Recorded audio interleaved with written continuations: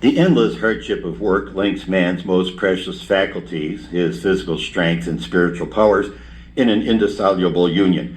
In submission to the laws of private life and social life, we devote the greater part of our lives to work. We are convinced that human work, although a burden, is our need, our joy, and a great blessing for humanity. Therefore, we take on ourselves the task of work in a spirit of complete acceptance. Such an attitude does not protect us, however, from the physical and spiritual sufferings connected with work.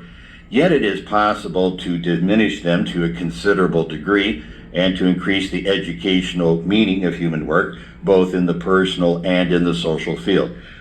Through this, human work will reveal its real aspect more fully, whether this be the moral, religious, cultural, social, or economic aspect. If these pages bring this about even to some extent, they will be one more proof of the value of work. We now turn to chapter 1. It's called The Problem of Work Today.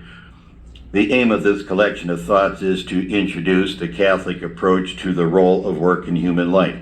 Discussions concerning work are nothing new, and much that is very praiseworthy has been said on the subject.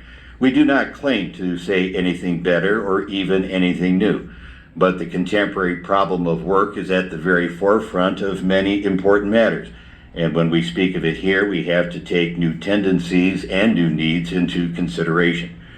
As we see it, it is of considerable importance for the whole of Catholic, religious, moral, and ascetic life that there should be a right understanding of work itself and of the role it plays in human life, not merely the personal role, but the social one, not merely the economic role, but the religious one as well. And the aim of understanding all this is to achieve a real integration of work, which is a part of our life, into the fullness of that life, so that work is no longer something cut off from the rest, but is something that forms a harmonious whole with it. We can see that there are a great many misunderstandings and mistaken views of the question. Those who love and exalt work, those who see it as the greatest social force or even the highest aim in human life, often have reservations about the Catholic attitude. Catholics are felt to be less efficient. Catholic nations are out of the running when it comes to the competition for work. They need the example of non-Catholic, Protestant, Calvinist, or communist countries whose different approaches to work have helped them to achieve great prosperity. We have no wish to argue the point here. Instead, we would like to throw some light on the more important principles of the Catholic approach to work. Whatever truth there may be in the opinions we express will then become self-evident.